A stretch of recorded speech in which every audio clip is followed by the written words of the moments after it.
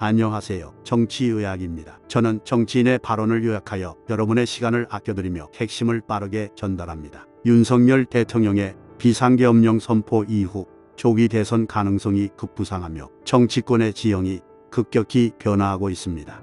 한국갤럽의 여론조사에 따르면 이재명 민주당 대표가 29%의 지지율로 야권 선두를 달리고 있지만 사법 리스크와 관련된 부담이 지지율 상승에 한계를 만들고 있다는 분석이 나옵니다.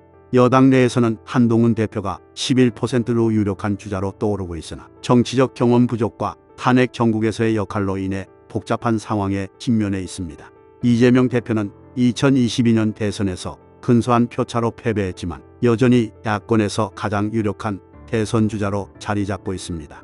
그러나 범죄 혐의와 사법 리스크가 지지율 상승을 제한하고 있는 것이 현실입니다. 이는 그의 지지층을 결집시키는 동시에 중도층에게는 부담으로 작용하고 있습니다. 만약 그의 사법 리스크가 현실화될 경우 민주당은 김경수 전 경남지사와 같은 새로운 보완제를 활용할 가능성이 큽니다. 김경수 전 지사의 사면, 복권과 급거 귀국은 이러한 가능성을 뒷받침합니다.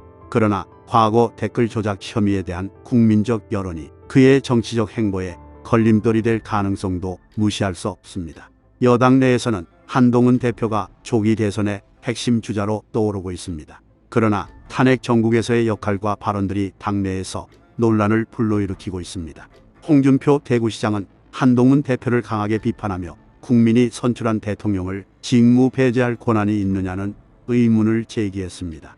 이는 당내 분열을 심화시키고 한동훈 대표의 리더십에도 도전을 가하는 요소로 작용하고 있습니다. 오세훈 서울시장과 홍준표 시장은 여전히 유력한 차기 대권 주자로 거론되지만 조기 대선 가능성으로 인해 정치적 계산이 복잡해진 상황입니다. 조경태 의원과 안철수 의원은 이번 사태를 바라보는 시각에서 독특한 입장을 취하고 있습니다.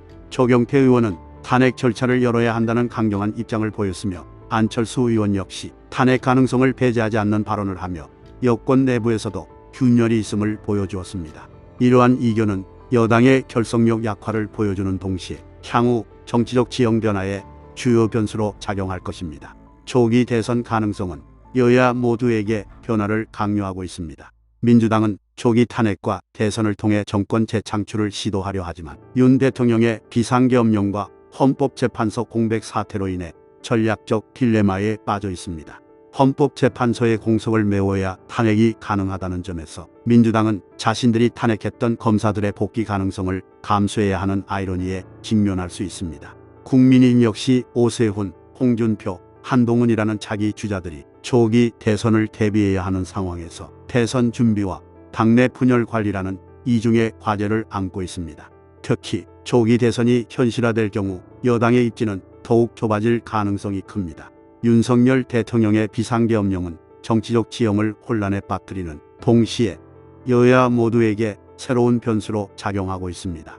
여당은 탄핵 정국을 돌파하며 차기 주자를 내세워야 하고 야당은 사법 리스크와 대체제 전략을 통해 정권 교체를 노리고 있습니다.